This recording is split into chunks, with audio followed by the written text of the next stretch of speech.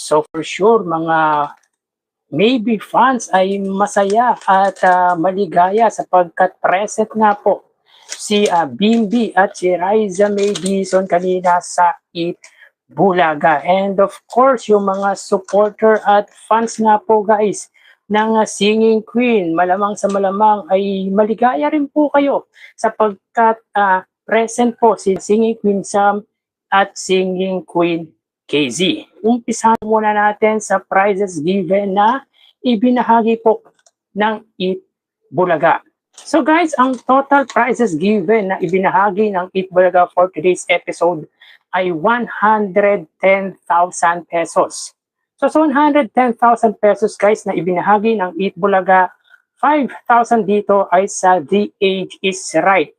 So hindi po nakuha ang jackpot sa nasabing segment, samantalang sa Sugod Bahay naman po ay 70,000 pesos at sa Gimme 5 ay 35,000 pesos lamang. So sa segment na The Age is Right at Sugod Bahay ay hindi po nakuha ang jackpot prizes na 50,000 para po sa Gimme 5. So sila po ay may total na 110,000 pesos.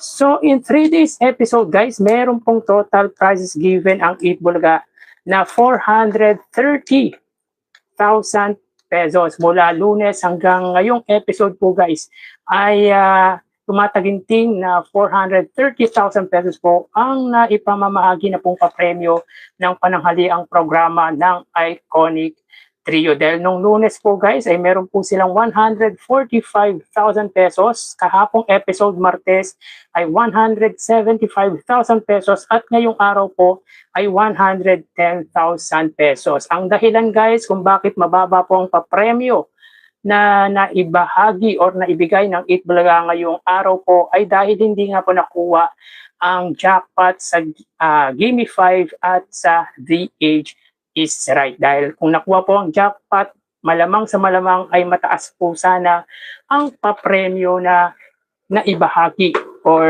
nakuwang papremyo ng mga contestant.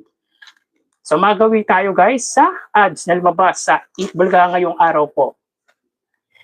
Ang Eat Bulaga po ay mayroong 62 TV ads.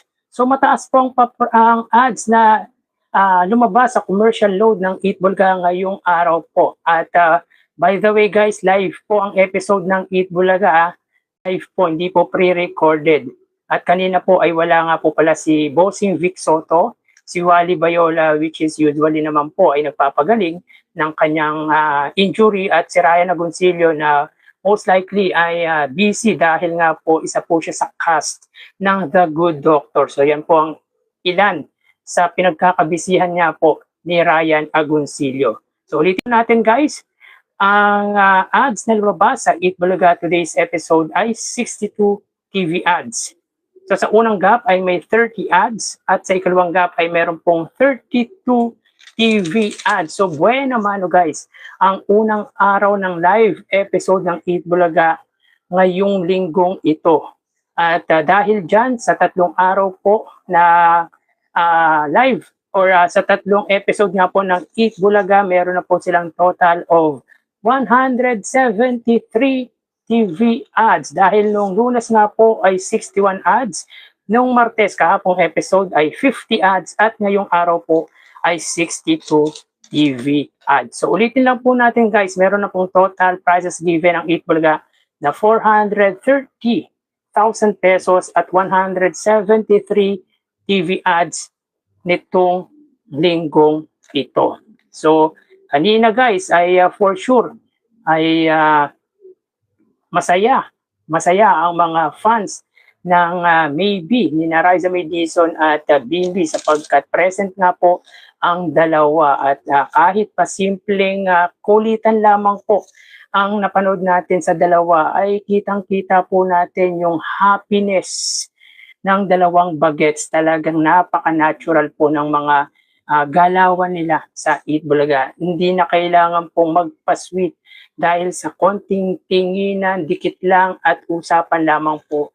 Tsak ang mga followers, ang mga nagmamahal dito, ang mga sumusuporta dito ay masayang masaya. And of course guys, yung Singing Queen, present po sina Singing Queen Sam at Singing Queen KZ. Hindi ko po alam guys kung present po si Singing Queen Jean kasi hindi po natin napansin. Pero ang maganda dito guys ay present po ang Singing Queen, and hopefully one of these days ay maging kompleto na po muli po sanang bumalik sa trabaho sina Singing Queen Anne at Singing Queen Eunice. Dahil iba po talaga kapag kumpleto ang singing group na binuo nga po ng Eat Bulaga na Singing Queen.